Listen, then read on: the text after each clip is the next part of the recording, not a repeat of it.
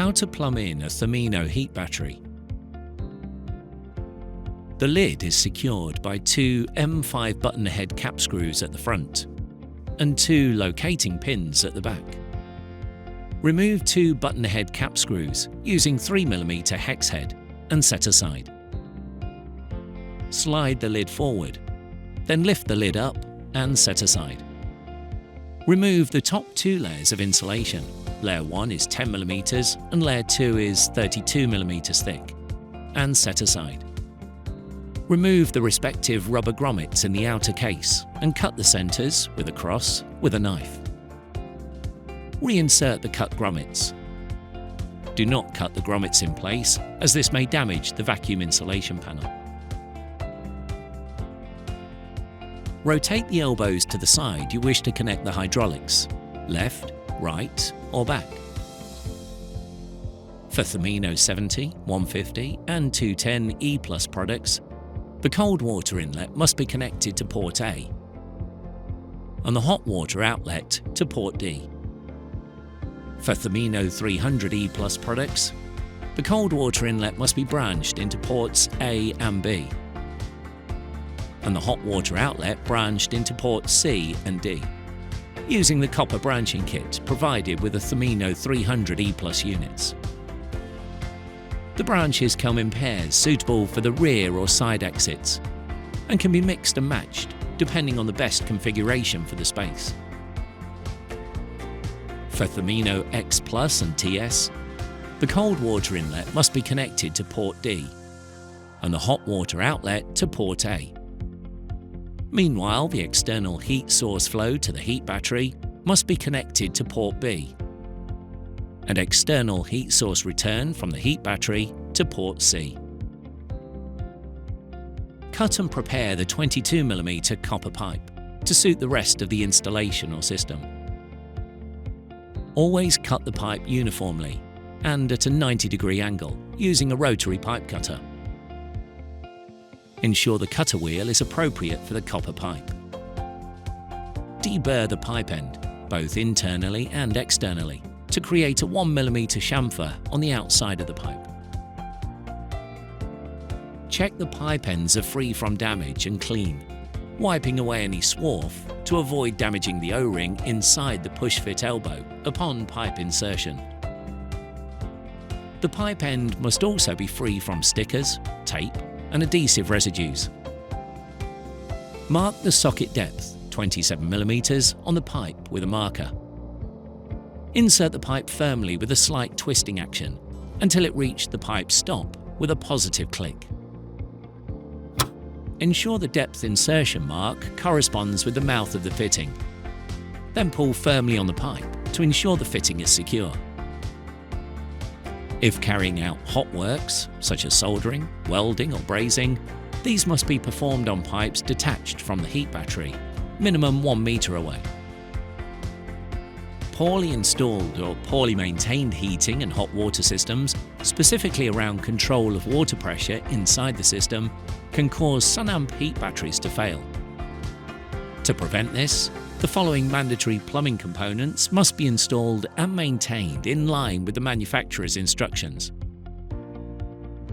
The required mandatory components are heat battery isolation valve, pressure reducing valve, expansion relief valve, expansion vessel, and hot water thermostatic mixing valve.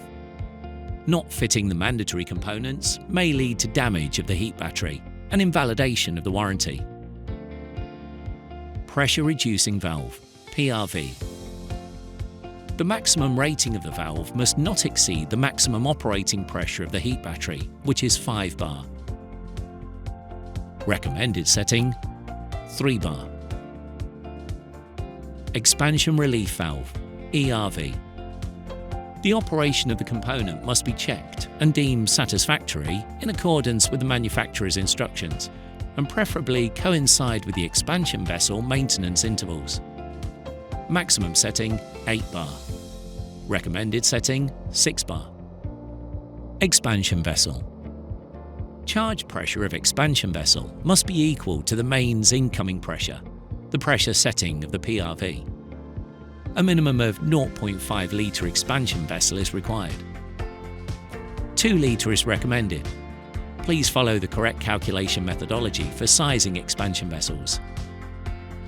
The charge pressure must be checked and topped up in line with the expansion vessel manufacturer's instructions for maintenance, or annually, whichever is sooner. Hot water thermostatic mixing valve, TMV, must be fitted and regulated to provide hot water output ranging between 45 degrees Celsius and 55 degrees Celsius. Heat battery isolation valve must be fitted to enable safe and adequate heat battery maintenance, if required. Do not place this between the heat battery and expansion vessel or ERV. Please refer to the hydraulic diagrams in the product user manual for more information. Do not shut off any isolation valves while the unit is in operation.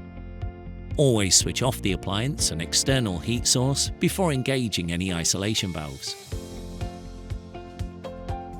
Water conditioner must be installed in areas where water hardness can exceed 150 ppm.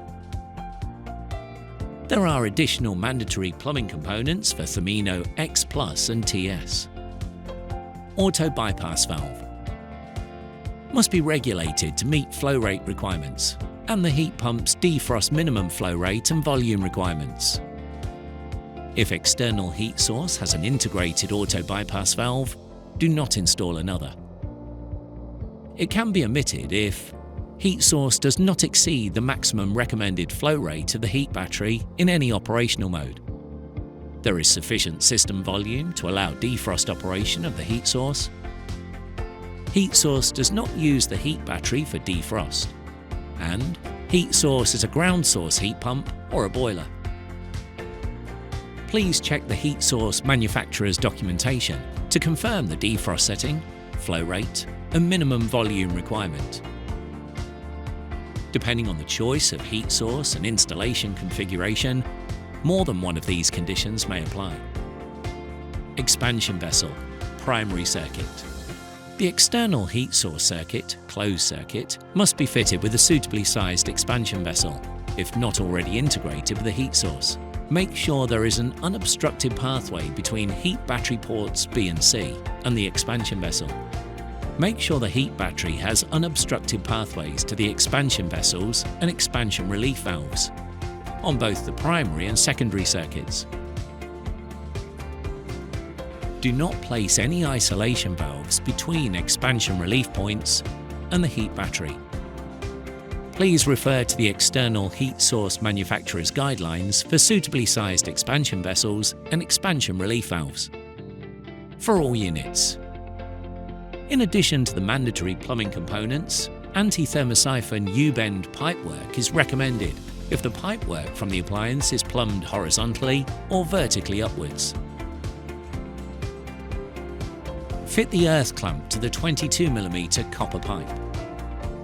Check that the temperature sensor is fully inserted into its pocket and hasn't been dislodged.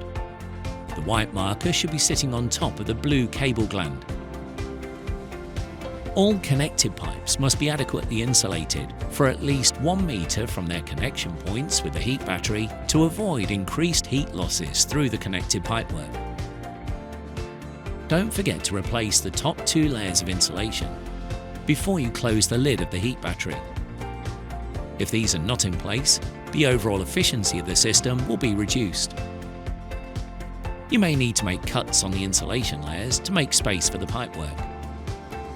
Remember to do this while the insulation is outside and away from the heat battery.